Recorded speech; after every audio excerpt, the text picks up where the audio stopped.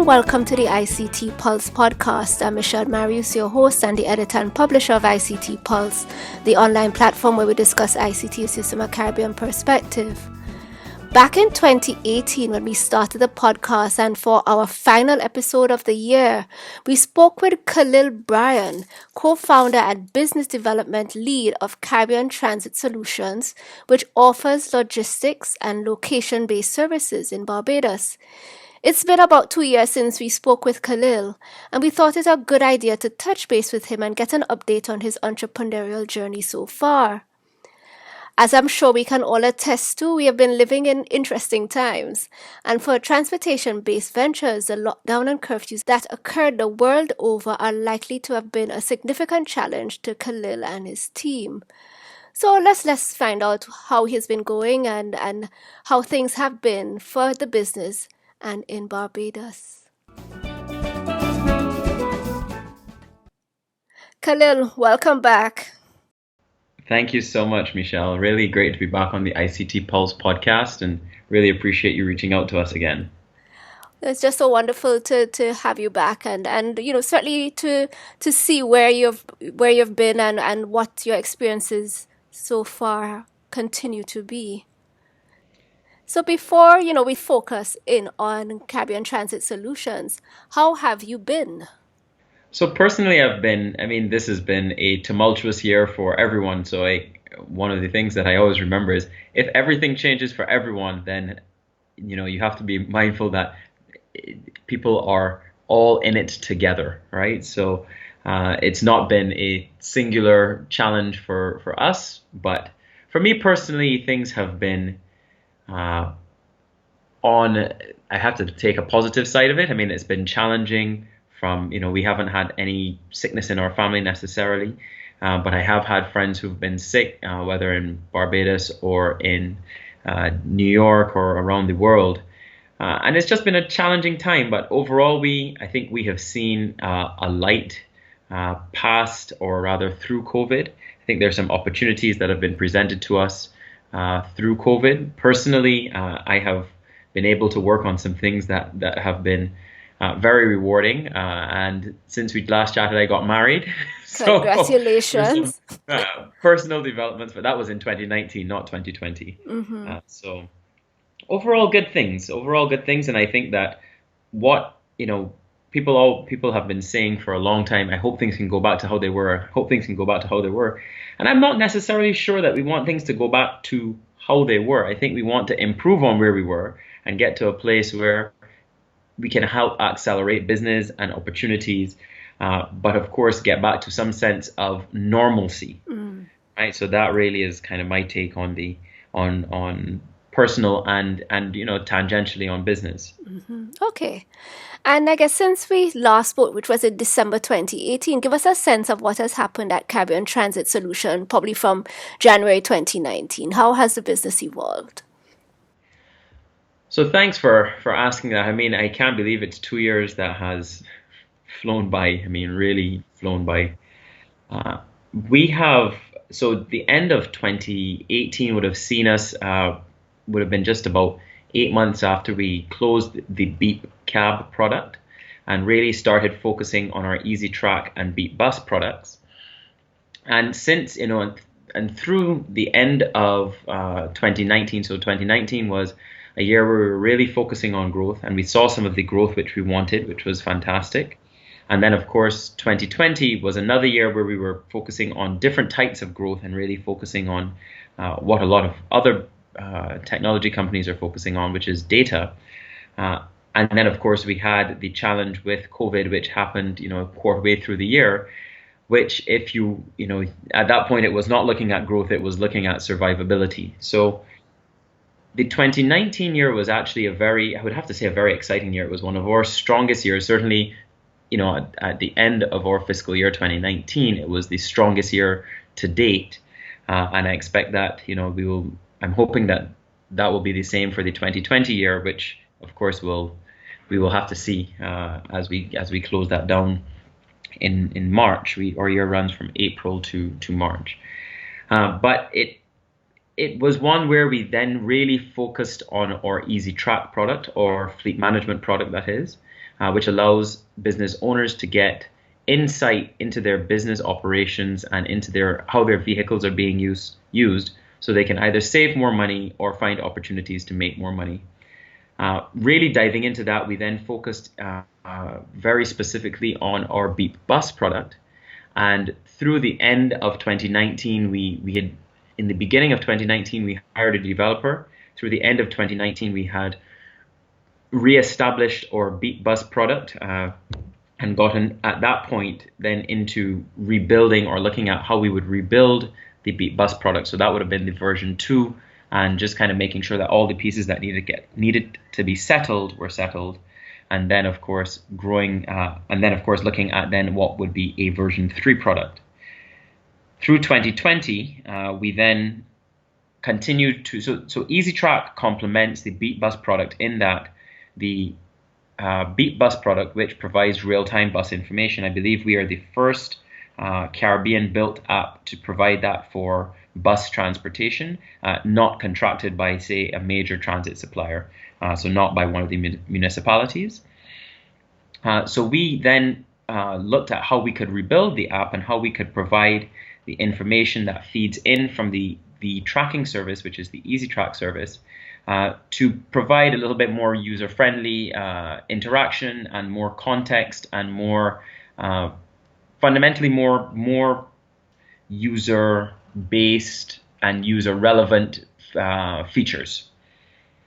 So going into 2020, that was our plan. COVID hit, and we had to then figure a way to pivot around that, but we didn't pivot too far away from that. We then continued to say this is still something we need to do, and through August 2020, ended up working with the IDB to be able to launch parts of our app which allow us to give information on capacity of people riding in a bus, because that's useful for COVID information. So if the bus capacity has been cut down by 60%, then you know that this next bus you should not take because it's got 8 people already in it, or rather 6 people already in it when it can only hold 10. So it's been a year of tumult when we look at what happened in April 2020, but that then sent us into an innovation cycle, and we were able to launch another product called Dispatch, which sits on top of EasyTrack similarly, and allows businesses to get their products to their customers more easily, even if they don't have specific delivery capacity.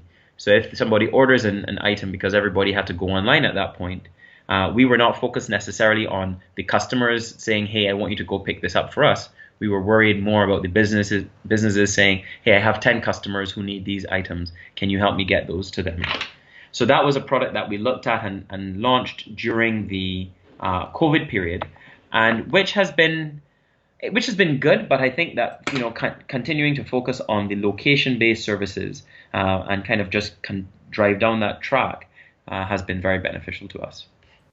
Okay, fantastic. And what might have been, I guess, some of the challenges in terms of that you and Caribbean Transit Solutions experienced over the last year? And clearly, I mean, I guess there was a lockdown. There would have probably have been either curfews or businesses closed. And as you said, at least initially, there may have been quite some grave concerns about, the extent to which, the business could at least survive, make it through what would have been the lockdowns. I'm just trying to get a sense as to, in a very tangible way, what were some of the challenges that one experienced? I think the biggest one for the entire world was gross uncertainty. I think that, one of the things that inspires investor confidence in general is certainty, and the thing that undermines investor confidence and certainly then startup confidence and certainly a number of, kind of just general confidence is uncertainty. And COVID injected a significant amount of uncertainty. People weren't certain whether or not they were going to be able to get their products. People weren't certain if they were going to be able to have deliveries made. People weren't certain if this person has COVID and therefore it will affect me. People weren't certain if it would kill me, Yes. And so it was just a significant amount of uncertainty. With that uncertainty, though, I think that one of the things that one of the areas where startups are strong, or startups or have some sort of benefit, is that we can be nimble. Not all startups can be nimble because some are tied to bigger companies which don't allow them to be nimble, but some startups can be nimble. And for us, that was certainly one of the attributes that helped us through 2020. But of course, you're asking what are some of the challenges. So let me focus on the challenges. So the uncertainty caused in April a number of customers to stop paying. And we saw our receivables balloon. And of course, your available cash diminish. And the cash diminished much faster than it could be replenished. So we then had to cut expenses quite significantly, and that meant HR costs and salaries. So we all took a pay cut, a significant pay cut for a period of time. The founders didn't take salary for a number of different months, just because that's what you have to do. You have team members who rely on that paycheck, right? And many people, whether it's a startup or small company or large company, often still live paycheck to paycheck, which is very challenging when the paychecks stop. When you don't get paid, of course, that leads to other questions, which are, can I pay my bill? And, can I take care of my kids? Can I buy food? So that then, of course, spun to some type of depression. I personally did not experience the depression purely because during that period, we were working 16 to 18-hour days figuring out how we were going to launch this new product, which is called a dispatch. So we didn't have time to be depressed because it just didn't allow for it. Yes. But had we had the time to just sit back, maybe we would have experienced that depression, because of course you have a number of things to take care of, and you can't take care of them. Yeah. But one of the things that I would say was a real positive outcome is, as I said earlier, because it didn't just happen to Barbados or the Caribbean or Latin America or the Western Hemisphere, it happened to the whole world. A number of our suppliers stepped in and said, listen, we can put things in place to help you be able to provide your service to customers. We'll reduce the price to you. If you reduce your price to them, they should not have, this will allow us to then pass on the benefit so that you can still keep the service going. Even if you're making 25% of what you're making, at least they're not cutting it back to zero, which was an incredibly positive position, an incredibly positive stance for us to be able to take with them. Not all the suppliers took that position. Some suppliers were still pretty draconian. And we didn't really lose a lot of clients during that period. I mean, people suspended, people stopped paying. But as things opened back up, we saw the same resurgence with the payments. We were very fortunate in Barbados to have managed the pandemic so well. I have to really give kudos to our Prime Minister, the Honourable Mia Motley, who really, by June, I think it was June 30th, we were down to 0 active cases in Barbados. Right. And we're closed down, but, there were no flights really coming in, but because of the source markets not being active. But she managed it so incredibly well. We brought down the cases, and then we were able to open back up. And once we were able to restore that confidence that yes, businesses will still, run. Yes, it will be at a reduced rate, but people then had the confidence to be able to say, okay, no problem, I can start paying, I can start doing these things. So the challenge was uncertainty, and I think that the world experienced uncertainty. But then, necessity is the mother of invention. Yes. So, a lot of things were invented, and I think this will probably take us to some of the opportunities, but I won't preempt your question, Michelle. I will let us actually go into that. So, the challenge was uncertainty, and we were able to, I think, manage uncertainty.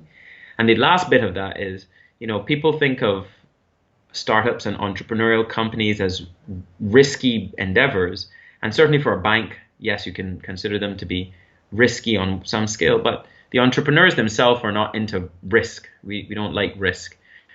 We are risk mitigators, and I'm sure that that's a statement that many have heard, but it's looking at what the risk is that exists and figuring out how can I take out all the variables which make this risky, and then the ones I can't take out, how do I manage those variables very, very closely? So that's what we were able to do during COVID. I don't think that we had the right approach solely, but it was certainly the right approach for us. Understood. Understood. And before we jump into the opportunities, one of the things that came through for me in what you're saying is the value of relationships. Because I think had your suppliers and I guess partners not been as amenable, at least some of them, to the fact that, we're all experiencing hardships and we, at least it's better that we all probably have quarter of a loaf than, no loaf at all. That at least it helped to restore a certain amount of confidence in your clients and in even yourselves, in your team and the business as a whole. And I think I just want us to delve a little bit into the value of relationships and if there were any lessons that you probably learned out of that or any sort of insights you might want to share about that. And especially sometimes I think in the Caribbean where I almost want to say we can be quick to burn bridges. I don't know what your thoughts are. I would have to say that, sir, if there's one thing that I've learned is do not burn bridges, and if you're going to burn it completely. But I mean, even so, the Caribbean, I actually joke when I say that because I really don't believe in burning bridges. I mean, there have been times where we've had difficult situations, and it is for the other person, in my perspective, it is for the other person to choose to burn the bridge. But very rarely, I can say from our business position, if ever, have we decided to just burn a bridge. Mm-hmm. Because relationships are so incredibly important. I mean, the Caribbean is small. I have colleagues in Jamaica and in St. Lucia and in the Bahamas and, all over the Caribbean. And, if you mention, let's say, Khalil Bryan or Veronica Millington or Seth Pierce, those are my colleagues and my co-founders, they will say, oh, yeah, man, we were hanging out with them at Tech Beach with Kirk Hamilton. And then you just kind of sit back or Chawale Gooding and, you hear these names. I met Zach Harding, who is now, I imagine, a well-known name in Jamaica. Yes. A buddy in Barbados, after not meeting him in Jamaica. The circles are just too small for you to, in my mind, burn bridges, and you need to just, I guess, live your integrity, right? Because at the end of the day, you don't have much else other than your word, and people need to be able to say, when that guy says he's going to do something, he's going to do it. Or, conversely, when that guy says he's not going to do something, when that guy says he's going to do something, he doesn't do it. And you want to have the reputation, I would always want to have the reputation of the former, to be able to say, people can come. If I say I'm not going to do something, I'm not going to do it. If I say I'm going to do something, I am going to do it. Now, certainly with our clients, I mean, one of the things that I've been very fortunate on is that we have had a number of great clients, clients who at the end of the day, we want to go out to dinner with and want to go out and have a laugh with and want to go out and have drinks with. So when, the challenge let up and we could actually go out and see people and we understood a little bit more about how the virus affected us, we went out and we had drinks with clients and hung out with them and, heard how painful it was for them and understood what was happening in their business. And I can speak of one client who went from, as we spoke about, maybe $1,000 a month contract to just under $200 a month. But they're still able to use our system to the fullest capacity because they explained to us, like, this is so critical for us. We've gotten about 5 different referrals from them. Right. So you never know, but you don't maintain relationships just because you don't know what's going to happen with your business. You maintain relationships because you actually like the people who you're going to be interacting with. The spin-off of that is that they genuinely know you like interacting with them and they want other people to have that same great interaction, and they'll then refer you, So it's a virtuous cycle, and I really want to focus on not doing it because it's good for business. I think do it because it's just good, right? Indeed. And I guess now jumping back into opportunities. So, what were some of the opportunities that you saw, experienced, certainly took advantage of, over the past year? So I think the biggest one, I think there are two large ones. One is the ability to connect with people who always thought you had to be here to be able to connect. So now people are like, oh, we can chat on video chat. That's great. And we can connect and we can hear what you're doing. And it doesn't matter if you're in the Silicon Valley or New York or in London. So that was a really positive one. And certainly for the Caribbean needs to accelerate its digital adoption, not just for our business, but simple things such as payments and using digital tools, not just for entertainment, but for actual utility. The Caribbean still needs to step positively and really kind of, the word is not aggressively, the word is determinedly, and that's not the word I want to use. I want to use a much simpler word, but step really kind of in a focus man. They need to do a Johnny Walker stepping into using technology, right? So let me step to the last one first, and then we can talk about the relationship bit of second. But during the pandemic, nobody wanted to write a check and have somebody come and deliver it, right, or pick it up, because they didn't want anybody coming into their space. So people were very happy to now use all of the digital tools to be able to transfer money to us. So instead of taking 3 or 4 or 5 weeks plus another week for the check to clear to be paid, we started getting deposits within 5 days of the invoice being issued. That type of business cycle meant that we could pay our suppliers much faster. People really started adopting, and that's a very rudimentary way of transferring money, because you have to get my bank details, you have to enter it, you have to make sure they're all right.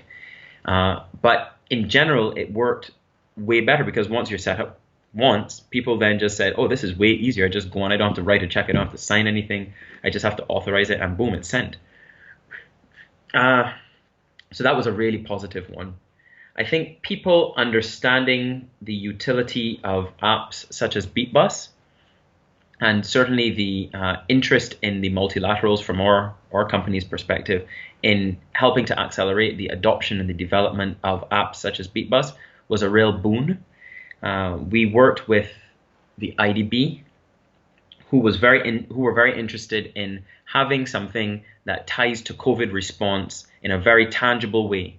And we'd already been working on it, so it was very easy for the IDB to say, listen, we can support this and help you accelerate it, which allowed us to bring on another developer and accelerate the development, and it really made a huge difference, which of course allows us to look at much broader prospects across the region, such as can we work with, and I just want to say it was the IDB in Jamaica who supported us directly, and that initial conversation started with the IDB in Jamaica and then has since moved to the IDB in Barbados. So that's a really positive outcome coming from that.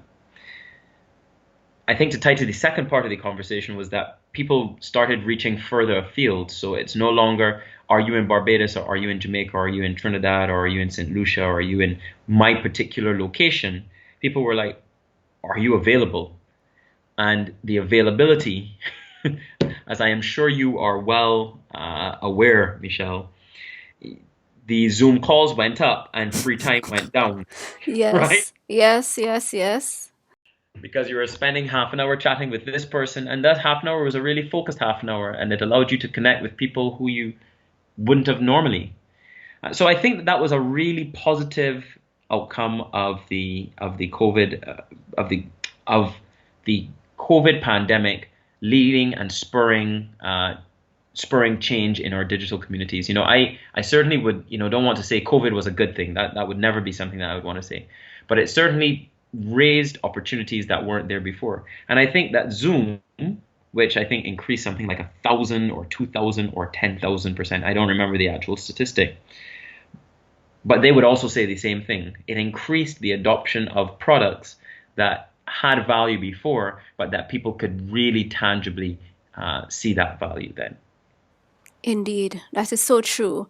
And I had already written down to ask you about work-life balance and the whole prospect of burnout. And you just sort of gave me a wonderful segue to that, because free time went down, and work, and a lot of it wasn't that people were wasting time.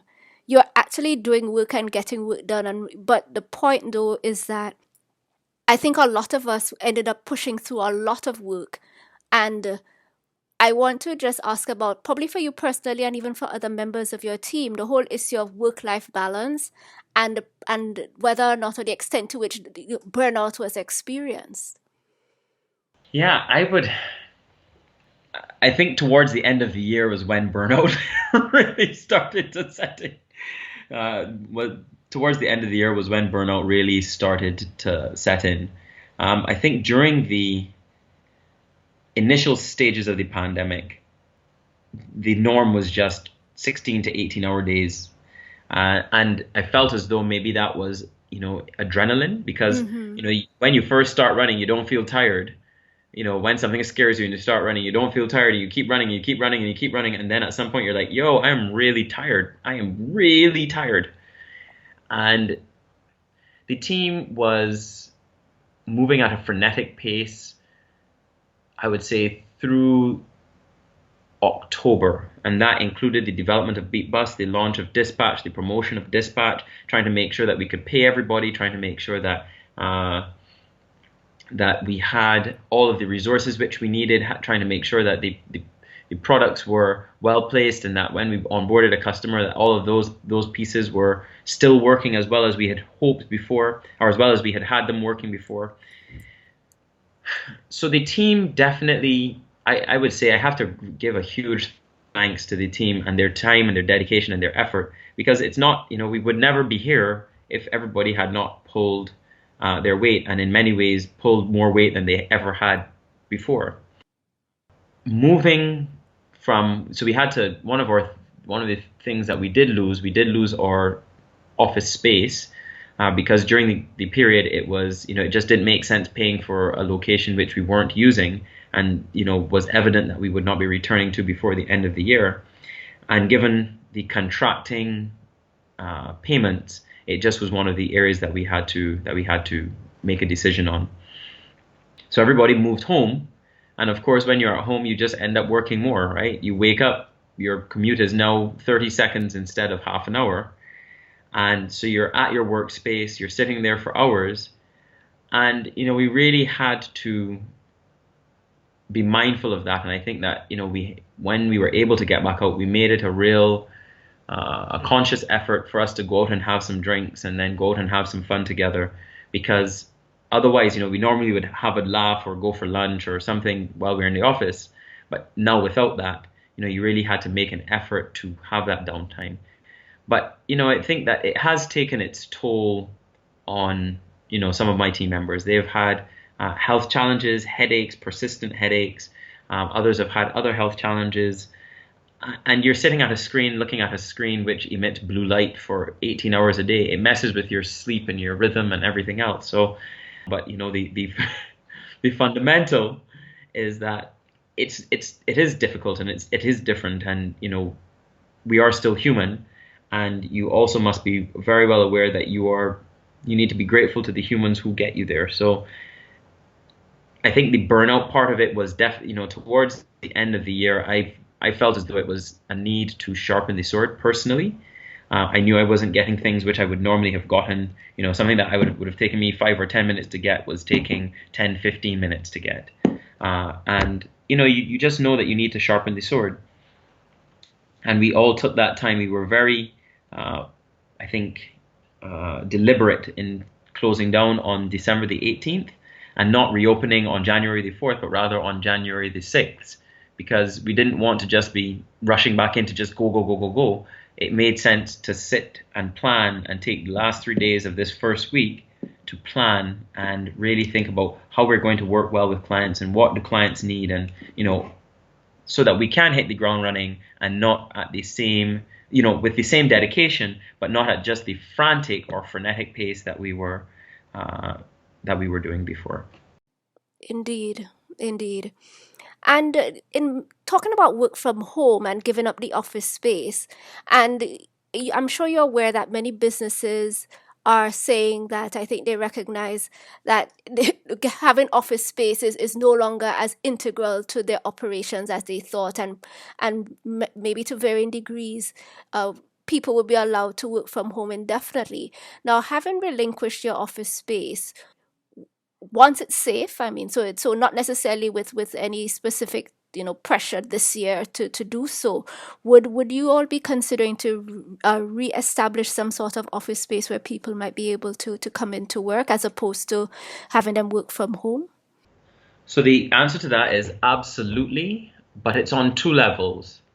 And thanks for asking that, Michelle. I mean, we think that this shift towards no offices is good, and I would say it has its pros and cons, like everything else, but we need to be mindful of how we make the shift, right? So, one, is it necessary to have an office? Clearly, it's not necessary. It's not needed because we were able to continue doing what we were doing, and of course, do that with slightly lower overheads.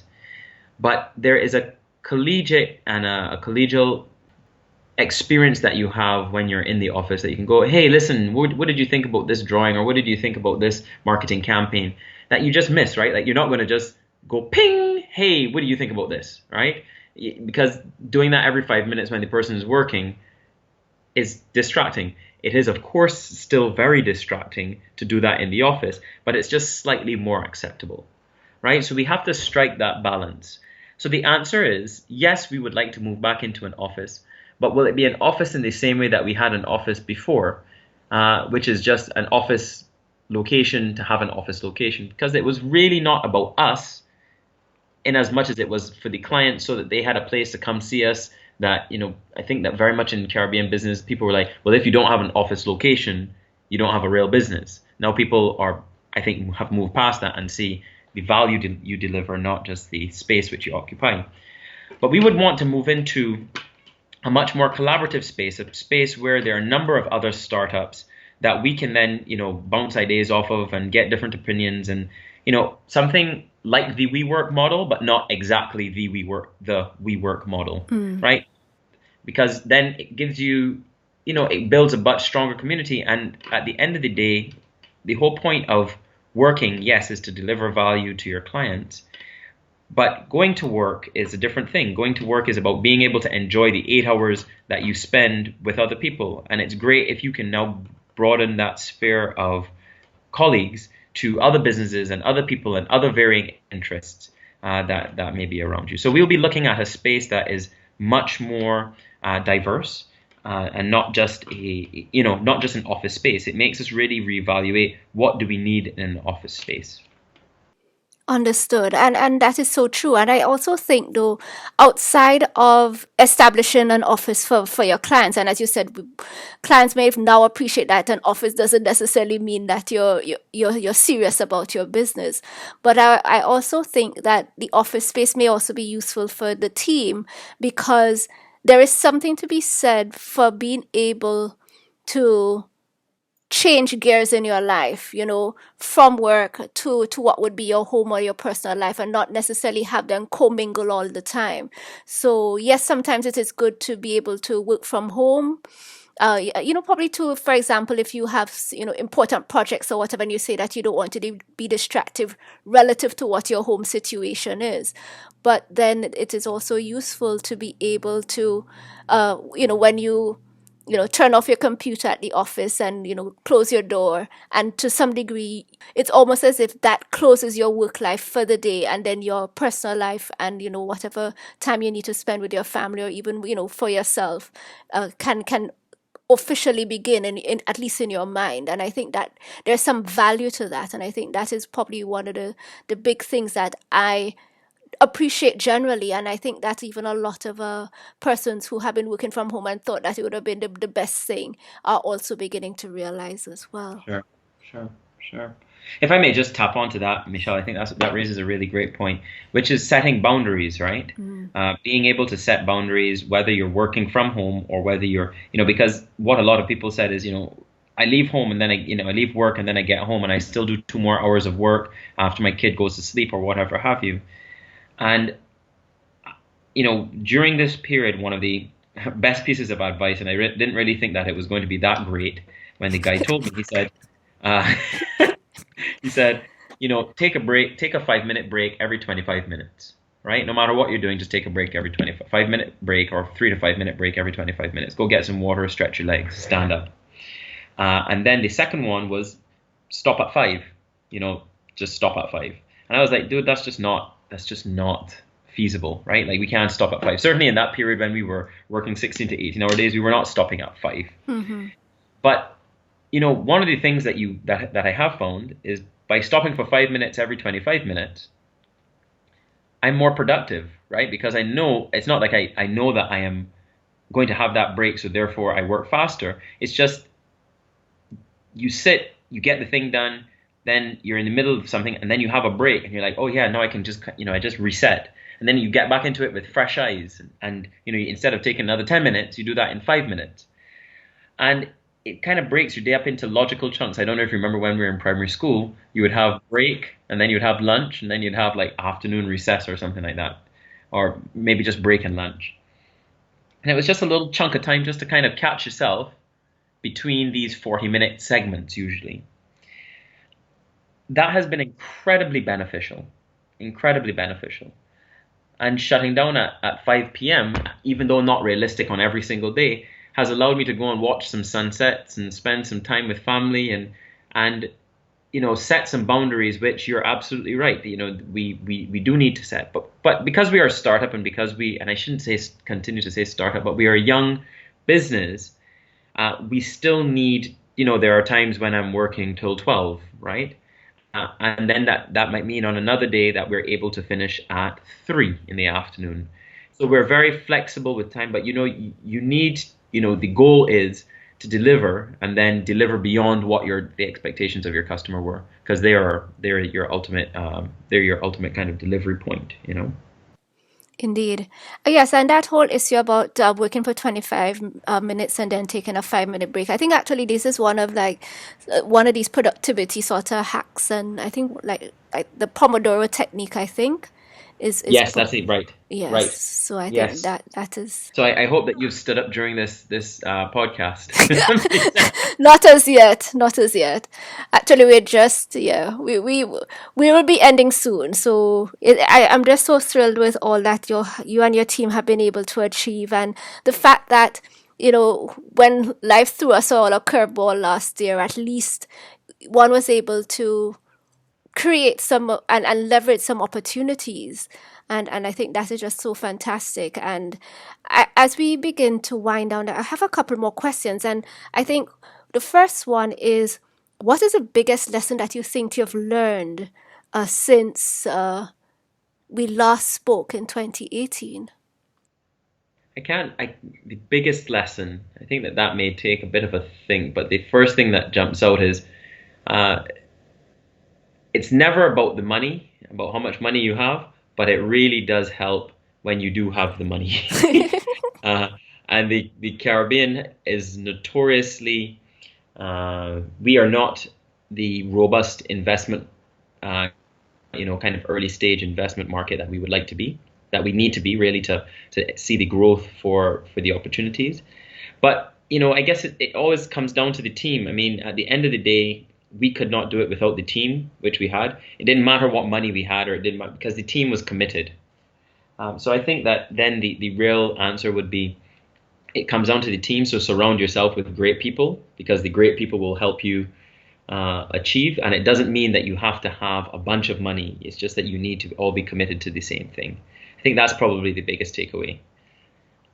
And that's the biggest takeaway. Are there any others that you think, if not the biggest, but probably, deserve some mention as well?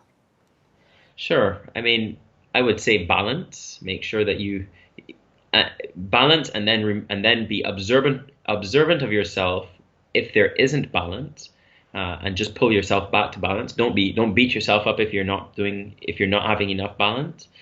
Bring yourself back to that balance, and focus. I mean, our takeaway from the Beep Bus, Beep Cab, Easy Track product lineup was that even though we've now launched another product called Dispatch, it's very much focused in exactly the same thing that we were doing with EasyTrack. And we needed to really focus kind of headlong in this transportation, data, logistics space. And once we focus, one of the challenges in the Caribbean is that we're small, so we then need to do multiple things to be able to make money, which is not something that in larger places you necessarily need to do. You can just focus. But I think that it really benefits us. Certainly our experience has been, and my personal experience has been, when I'm able to focus on one thing, it moves the needle much, much more quickly than if I have to do 8 things and I can only give each one of those 8 things 1/8 of my time. If I can give one thing all 8 units of my time, then I'm able to move that forward and complete that and then move on to the next thing. But it is, balance, have a great team, and focus. I mean, those would be my 3 big takeaways. And then I guess just, be gentle with yourself. Don't beat yourself up if things don't go exactly as you want it, right? What is it that they say, that God laughs at your plans, or, let you make plans and then God laughs? Something so, yes. Something along those lines, but, be gentle with yourself, because you don't know what life is going to throw you, and life threw us a curveball this year, and it's never about the obstacle. It's about your response to the obstacle. I think I always believe that that's not a huge takeaway from this year, but that's one of the takeaways. It's all about your response to the obstacle, not the obstacle itself. Absolutely. One of the things that in what you're saying, and when you're talking, I started to write it down. And before we close, because as you rightfully said, in the region, we feel the need to do multiple things sometimes. If we focus on one thing, the returns in this one thing might be too small, and therefore, you sort of want to manage risk and do diverse things. But from what you're saying, at least here it is that all of the products that Caribbean Transit Solutions are offering are all within the sort of transport and logistics space. And give me a sense as to the rationale behind it. I mean, I guess it could be just your personal conviction, or you have data to support it, you see the need, because especially I think within the last year, when there was such uncertainty and panic, and the whole ripple effect that it had, not necessarily just through the business community, but across countries, there may have been a sense of urgency to find things that could generate money, that could facilitate a certain amount of stabilization of the situation. But here it is that, within the last year in particular, you all have developed products that are along the same train, within the same basket of services that you all you were already delivering. So can you give us some thoughts about that, please? Sure. I want to just make sure that I caveat, and thanks so much that's a great summary of that thought. I want to say it's not the same for everyone, right? So please be sure to analyze your own particular circumstance before you say, I'm going to dive headlong into this particular thing. Some people do need to do multiple things, and it depends on the size of your market. I would do something very different if I lived in St. Kitts and Nevis versus living in Barbados. I might have to expand more quickly. I might have to entrench and do more things with fewer customers, depending on my market. But I will say that our ultimate belief, and certainly my ultimate belief, is that if we can improve transport across the region, it will have a transformational effect on the lives of our Caribbean people. And when I say Caribbean, we often think of the 6 million English-speaking Caribbean people. So Jamaica, Barbados, St. Lucia, St. Vincent, Trinidad.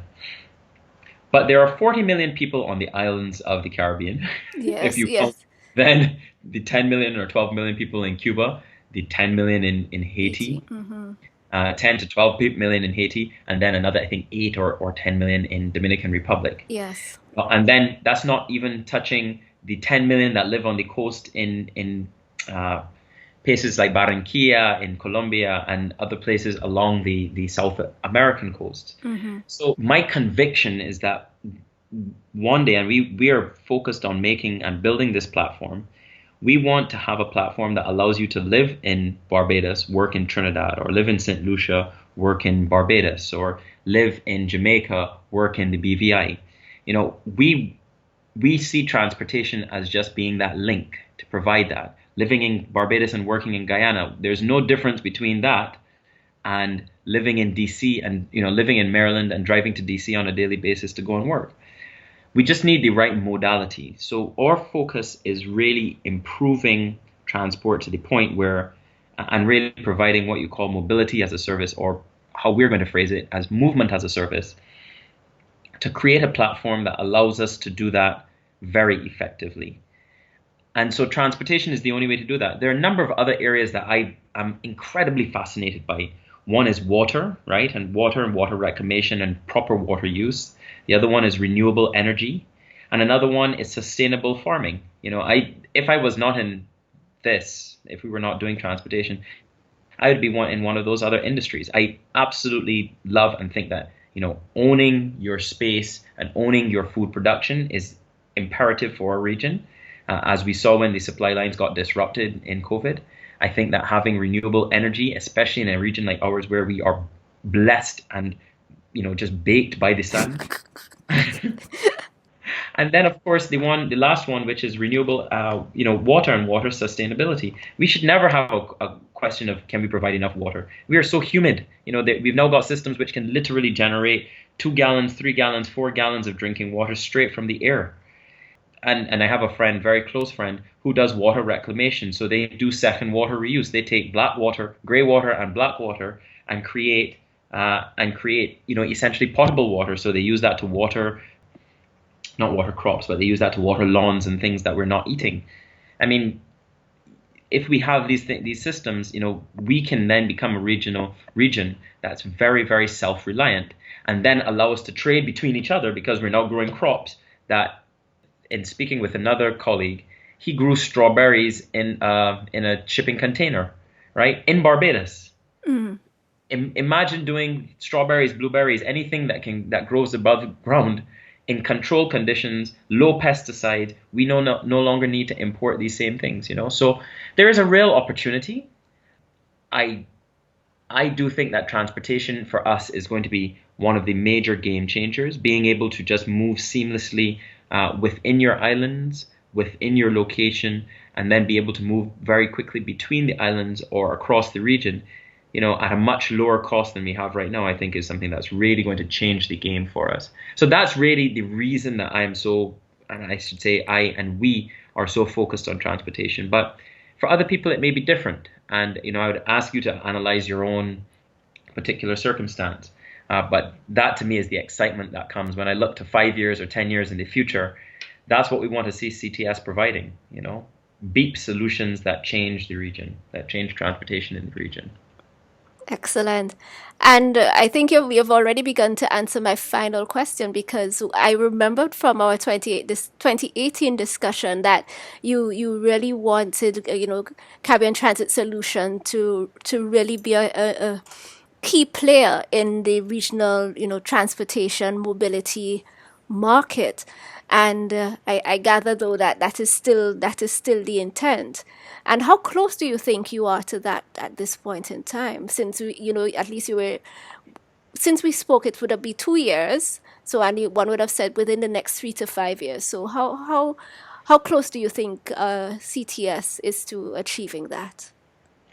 So without being too cliche and using another transport analogy, I feel as though we have been taxiing down the runway and we have just gotten onto the runway and we are ready to push full throttle to take off. It feels very much like we've laid all the groundwork, we've done all the checks, everything is there, the right teams are now in place, the right operational procedures are still in, you still have to communicate with the tower to make sure, is everything going well? But I really feel like we are now on the runway, ready to push that throttle forward and just take off. And everybody goes 3 to 5 years, and in the Caribbean, it feels like it's twice as long and twice as expensive. Yes. And so, this is now our 7th year of operation. Our 6th year of operation since January 4th.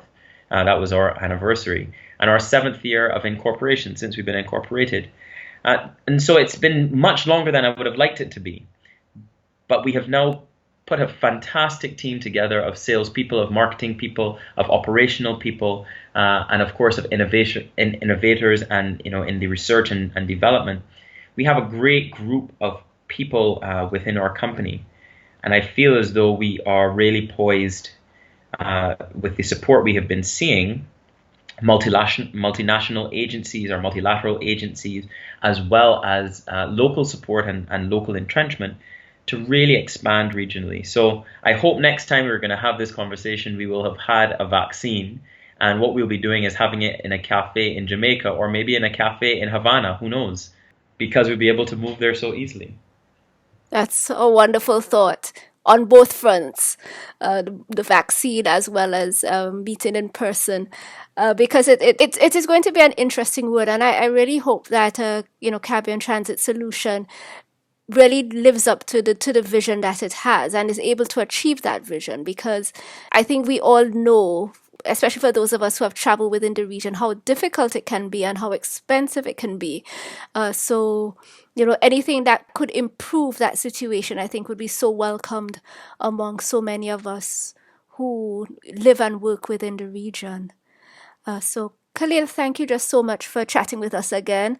It's just wonderful to, as I said, know that Caribbean Transit Solutions has really come through the last year in particular very, very well, and probably poised for more growth, and has been able to taxi to the end of the runway, and is hopefully getting ready to launch.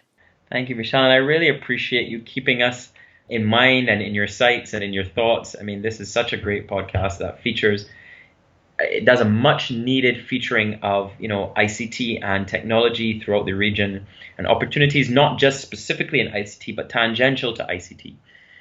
So, really kudos to you and your team and everybody who, which is you putting this together and really kind of harnessing the power of the internet to bring these technology solutions alive, right? People often don't talk about them and don't hear about them, but I really appreciate you spending the time to edit, put these together, have these conversations.